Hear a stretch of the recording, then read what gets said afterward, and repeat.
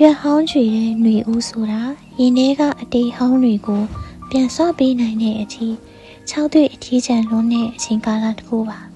အဲ့ဒီလို6သွေးလွန်းတဲ့ຫນွေဦးမှာအတေးဟောင်းကိုလွမ်းမိစေသလိုလိုလွမ်းစုပ်ဖွယ်ကောင်းတဲ့အမှတ်တရတွေကိုအမှတ်ရစေသလိုလိုခန်းစားချက်ဖြစ်စေတဲ့ကြပြလေးချို့ကိုကျမရွှန်းလေးဖြိုးကဒီတစ်ခေါက်မှမျှဝေပေးသွားမယ်နော်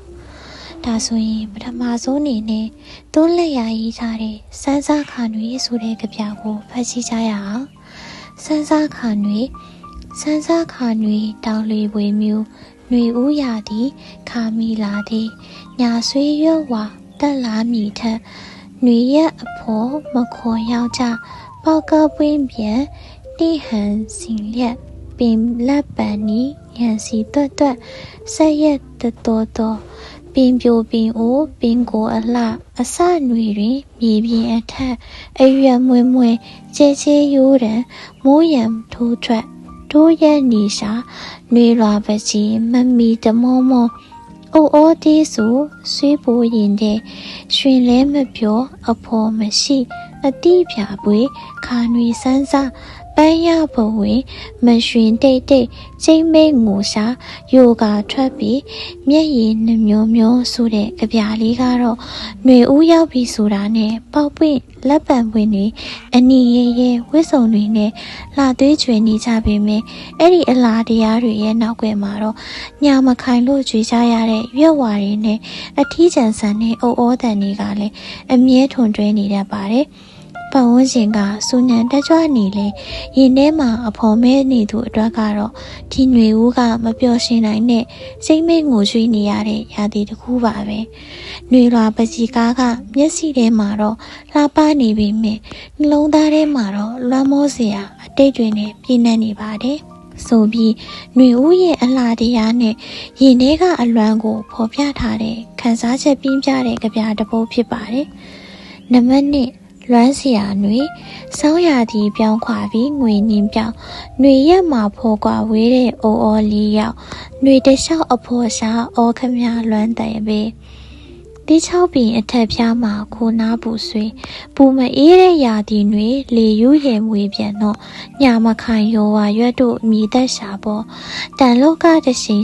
ကိမန်တွေအပူတော့စီရမရွှင်လန်းနေကွယ်နွမ်းလျာရင်မောဆိုပြီးမောင်တွေဦးလေဝေးဖွဲနှွေထားတဲ့ကြပြပဲဖြစ်ပါတယ်ကြပြလေးကတော့စောင်းရဲ့အေးရက်တွေရုပ်သိမ်းသွားစောင်းတဲ့အခါမှာမြေပြင်ပေါ်မှာကျန်ရစ်ခဲ့တာကတော့6သွေးတဲ့တစ်ကိုင်းတွေနဲ့တရှင်တောက်တဲ့ຫນွေအပူပဲဖြစ်တယ်။အိုငက်ကလေးရဲ့အဖော်မဲ့အော်တန်ကຫນွေလဲကောင်မှပူပြီးအထီးကျန်ဆန်စီသလိုလေယူတိုက်လို့ကြွေချလာတဲ့ရဲဝါတွေကလည်းရင်ထဲကနွမ်းလျောက်မှုကိုပူဆိုးစေပါတယ်။ຫນွေဆိုတာပူလောင်ခြင်းနဲ့မကဘူးတခါတလေမှာတော့တယောက်တည်းကျန်ရစ်ခဲ့တဲ့အလွမ်းရာသီလည်းဖြစ်နေတတ်ပါတယ်။ဆိုပြီးအပူနဲ့အလွမ်းကိုရုပ်လုံးဖော်ပြထားတဲ့အပြင်စောင်းအကုံຫນွေအခုမှငွေနင်းတွေပျောက်သွားသလိုပဲ။နှွေထွေးမှုကင်းမဲ့သွားတဲ့ရင်ထဲကအပူတန်ကိုအော်ငက်ရဲ့အော်တန်နဲ့ပေါင်းဆက်ပြီးရေးဖွဲ့ထားတာပါ။နောက်ဆုံးကြပြလေးကတော့တတင်မူရေးမွေထားတဲ့အဖွဲသမားကိုအိုဖြစ်ပါတယ်အဖွဲသမားကိုအိုຫນွေဦးမြော်ကန်းကိုဖူလို့လူပါတဲ့ရွှေရည်လေပြေနဲ့မွေအိုငယ်လူပြိုရွယ်ကကန်းကိုဝဲလဲတန်တိတ်တဲအောင်စောင်းချိတ်တဲ့ပူးတန်စီနေပြများနဲ့ပြင်းမပန်းတဝေဝတေးဖွဲပြန်ချီကန်းကိုမဲနားမချလို့ပြင်မှုကိုသူချွေလေးလိမ့်မလားဂရီပါမြန်မရမ်းနဲ့ပြင်မမယ်အပြူဖြန်းကခေါင်းရန်လို့သွားခါတချံမိုးတစ်ဖြောင်းနဲ့ဗရောက်မဲရွှေတွေအော်ငတ်သူပလီတီပြန်ပေါ့တကြော့ပွင့်ဖိုးအချိန်တန်တိုင်းရှင်တေးတဲ့မှန်ကြားပါလို့တနာခံနဲ့တန်ကလေးနဲ့ရှက်ရှာတေးတဲ့တော့ဆိုတဲ့ကြပြကတော့ຫນွေဦးရဲ့လေပြေမှာခန့်ကိုဘူးတွေရွှေရောင်တန်းပြီး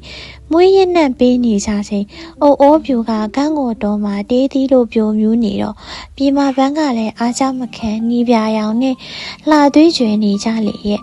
အဲ့ဒီအခါကန်းကိုမဲတို့ကပြည်မကိုမနာလို့ပြေးချွေမလားအောင်မရပြီမဲ့မိုးတစ်ဖြောက်ရွာလိုက်တော့ဗရောက်မဲကရွှေရောင်ဝါတွေနဲ့ပွင့်လန်းလာပြီးအိုးငဲ့ရဲ့အစ်စ်တော်ဖြစ်သွားပြန်လေကော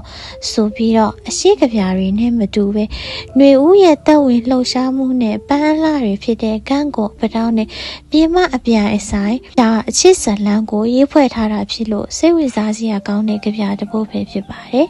ဒီကြပြလေးကတော့ຫນွေဦးရဲ့လမ်းစုပ်ဖွယ်ကိုဖော်ပြထားတဲ့ကြပြတွေဖြစ်လို့ຫນွေဦးချိန်ခါမှာရွတ်ဖတ်လို့ကောင်းတဲ့ကြပြလေးတွေဖြစ်ပါတယ်နော်ကဲဒါဆိုရင်မီယန်စတိုရီ